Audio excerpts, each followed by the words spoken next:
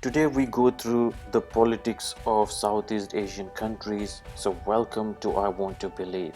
The Southeast Asian lands are mainly consist of mountains, valleys, forests, river deltas and strategic coastlines. The environment is quite divergent in the region. The Southeast Asian countries like Laos, Cambodia, Myanmar, Thailand and Vietnam have their own national identities and religious beliefs followed by defined geopolitical needs. It is also known historically as Indo-China mainland. Various ethnicities live in this region spread from Tibetan Plateau to the mainland China. The region is densely tropical but practically inhospitable for humans.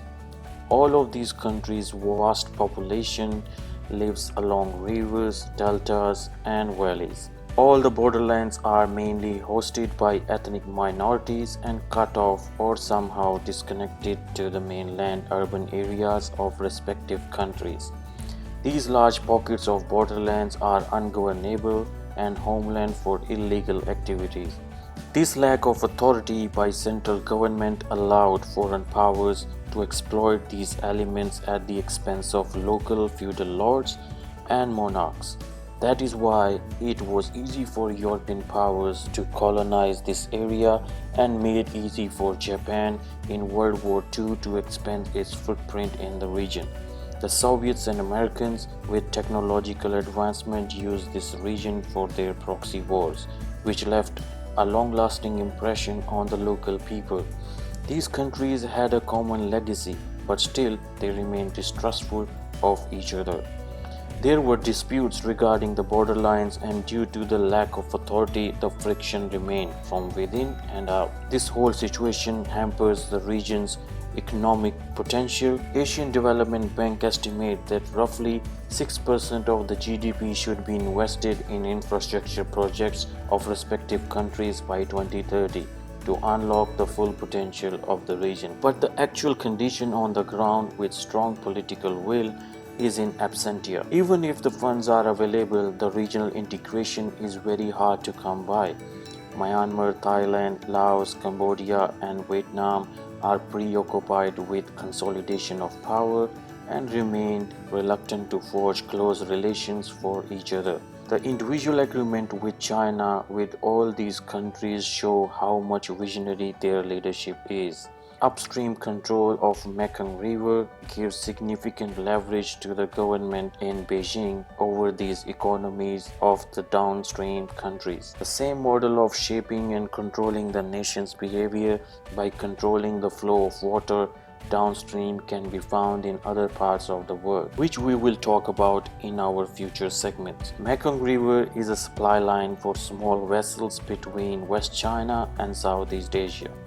The important point here is that all these countries have shared geopolitical interests, but they sign bilateral agreements with China over the resources of this river. The whole scenario plays in favor of China, so Beijing can extract maximum concessions from all of these countries politically and economically. Some nations benefit from this arrangement and some don't.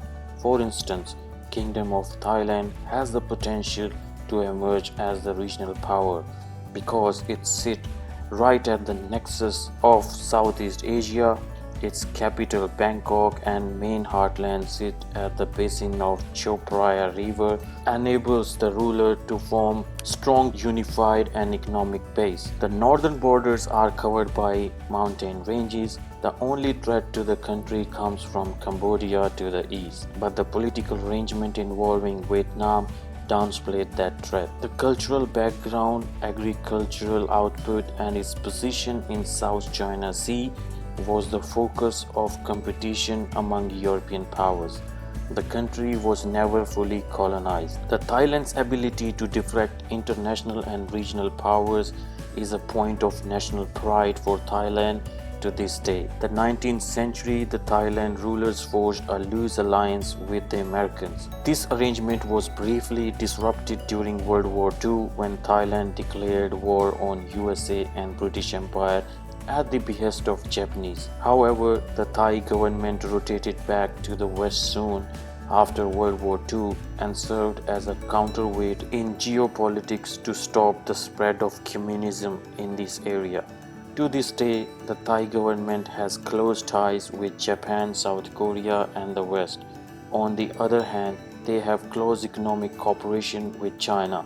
All in all, the policymakers in Thailand seek to reduce their dependency on single ally to keep their options open. Located on the easternmost edge of Southeast Asia is Vietnam. Policy-wise, it is the most toughest country imaginable. They have won decisive wars, conflicts against Chinese, French, and Americans. Their mindset is shaped by its confidence and determination to maintain their independence. They have invested with confidence in their armed forces, which stood their ground against the Chinese. Sitting at a very important position in South China Sea, the heartland of Vietnam splits into two. To the north lies the capital Hanoi, which sits by the river, while the city of Ho Chi Minh sits by the Mekong River basin. These two cities are at a distance of 25 kilometers to each other. These two cities are divided by cultural, social, and political fault lines. These fault lines makes the country vulnerable to foreign exploitation. Historically, they dealt this by using neighboring Cambodia and Laos as a buffer zone to get some political space. Policymakers in Hanoi are still working to maintain and expand the buffer zone space at the expense of Western neighboring countries. Given the current condition, the Chinese maritime expansion into the South China Sea raised concerns in Vietnamese capital. The more Chinese come near to controlling Vietnamese shores, the more vulnerable the two big cities of Hanoi and Ho Chi Minh become. So far, the Chinese assertion is reported strongly by Vietnamese government, but they realize that they need allies to counter this move in the long term. So they're looking to their Indian, Russian, and American counterparts for aid. On the other side, the Kingdom of Cambodia doing opposite. As a small nation between its neighbor, Cambodia has a complex relations with its neighbor due to its violent past. American bombing, European colonization, and rise of Khmer Rouge almost annihilated Cambodia's existence. It's Vietnam who invaded Cambodia and saved the country. Cambodia is still recovering from its past. Economic growth is very slow and is mostly dependent on foreign. The economy revolves around low-cost manufacturing. Cambodia fully embraced China for its economical needs. 26% trade go through China. Large sums of capital investments come to Cambodian capital from China. In exchange, Cambodia rejects the West and prevents the ASEAN states in forming an alliance against Chinese. The policy makers think given the condition they are faced with, they have no choice but to remain China-centric. To the north sits Laos. Its landlocked nation and consists of dense forests and rugged mountains. Laos has a small population compared to its neighbor. The central government don't have any control over countryside. The government lacks necessary funds to invest in infrastructure. All in all, it is sandwiched between three big countries and forms a battleground for proxies of different factions. USA bombed Laos more than Germany and Japan during World War II. The government is reluctant to cooperate with West due to this reason and completely relies on China. Much like Cambodia, much of the economic activity run from Mekong River, which dominates the economic life in Laos. 27% trade conducted with China. Beijing constructing high-speed railway through the mountains with 75 tunnels and over 150 bridges.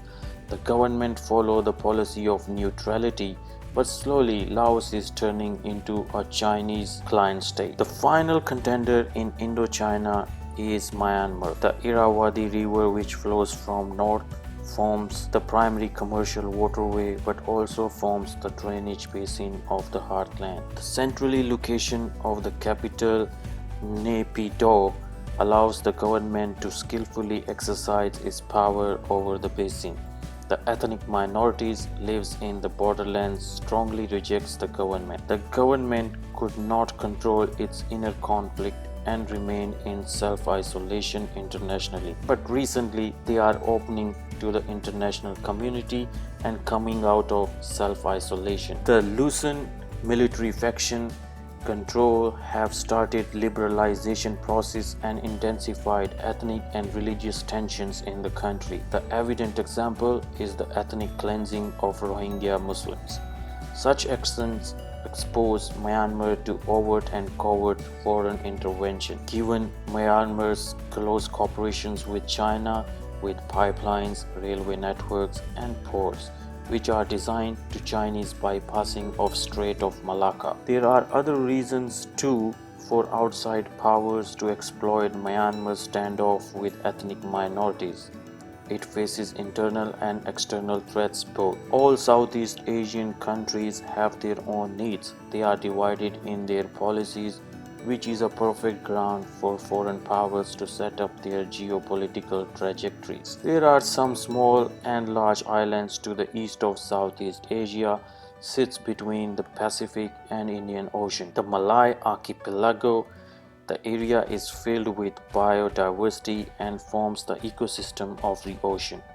They are filled with maritime-based cultures represented by Malaysia, Philippines, Brunei, Indonesia, and Singapore. All of these make a unique archipelagic neighbor with its own geopolitical needs. The archipelago consists of 25,000 islands ranging from large land masses. Most of these islands are covered with dense forests and highlands. It's most culturally diverse area of the world. Most of the countries in archipelago lacks authority over their domains. In the 19th century, European colonial powers strengthened the groups living in the borderlands against the central feudal leaders. This trend continued since Cold War. A divide and rule policy instilled a legacy of rebellion against the central government in these archipelagic countries. Thus, if the separatist rebellions to be contained, these countries must invest into the armed forces. As a nation with 17,000 islands, Indonesia is an incarnation of Southeast Asia potential and shortcomings. It sits at the nexus of global trade where Indian Pacific and South China Sea meets.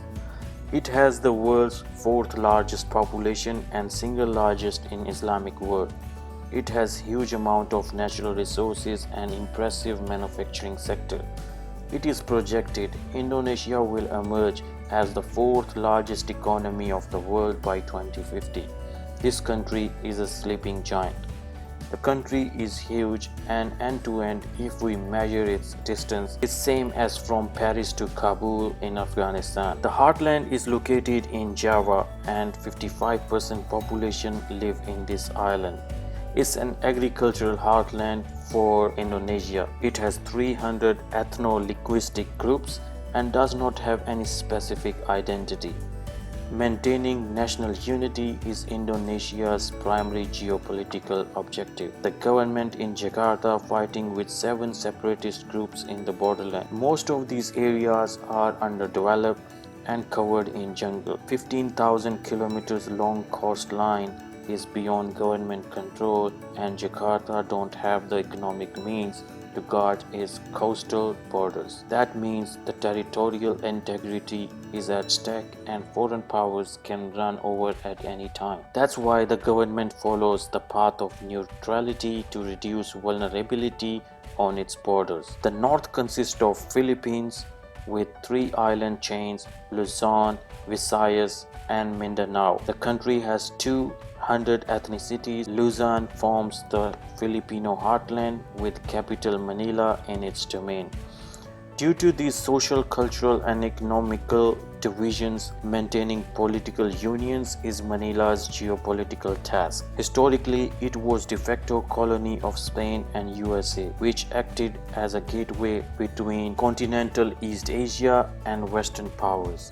China's surge in the region forced Beijing to forge an alliance with Manila, which will allow the Chinese to bypass strategic choke points in the region from Indonesia to Japan. On the other side, the Americans want to contain China within those lines by maintaining the alliance with Philippines. The Philippines in the given scenario have two options: either to accept the Chinese hegemony in the region or rely on a global maritime power, which is 11,000 kilometers away and its commitment proven to be suspicious.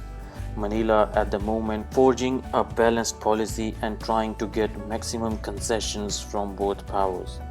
Far away from these political games is a small nation, Brunei. It is in the northern coast of Borneo. The GDP of $78,000 per capita, the country has a lot to show for.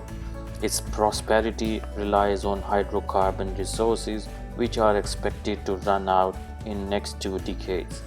The country has to diversify its economy, but no other country want to invest as the country is very small and isolated in high-value sectors. Only Beijing step up in aiding and developing Brunei industrial sector and an upgrade of its infrastructure. In return for this economic aid, Beijing wants Brunei to look the other way when it comes to Beijing's encroachment in South China Sea.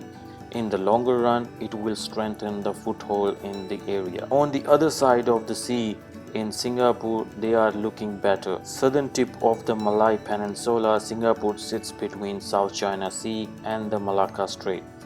This strategic position made Singapore a shipping and banking hub.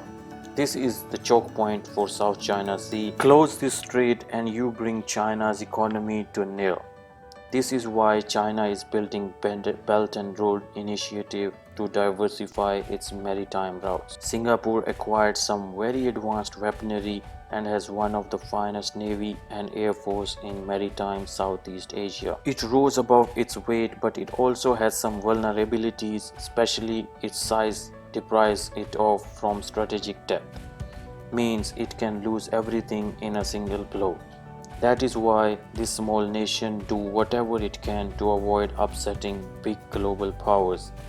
It has very good relations with regional and global powers, but in the last decade, policymakers in Singapore, due to the Beijing activities in South China Sea, are worried that any tensions will affect the maritime traffic in Strait of Malacca. That's why it has sided with United States and often holding deployments of American warships and aircraft carriers. The military cooperation is very strong. At any time, Singapore can join the American coalition against China. The final actor in maritime Southeast Asia is Malaysia. Malaysia, as is technically part of mainland Asia, but its national interests more aligned with archipelagic group. Its geopolitical value stems from its close proximity to world busiest sea lanes. The Malaysia act as a facilitator of the trade that transit through the Malacca Strait. The west coastline is crucial and essential to secure the flow of the sailing ships. This coastline is the industrial and political hub of the country. 30% of the population is Indian and Chinese, and to secure the borders and protection of its shores, Kuala Lumpur maintained alliance with America. Malaysia also plays critical role in Chinese designs in East Asia. In Malaysia, Chinese investment is a source of friction. The Malaysia maintain political stability, but in future, if it is destabilized, it will be exposed to foreign intervention. Thus, maintaining political stability and unity and also attracting foreign investment is Malaysia's primary objectives. All these countries like Indonesia, Philippines, Malaysia and Brunei needs to forge multilateral framework for political and military cooperation as envisioned in ASEAN nations. Each state needs to maintain political unity and also bolstering naval capabilities. Here the land divides and sea unites. Having capable navy is a must to survive the geopolitics. This is the end of our segment. and thanks for watching I Want to Believe. Please subscribe my channel for more updates in the future.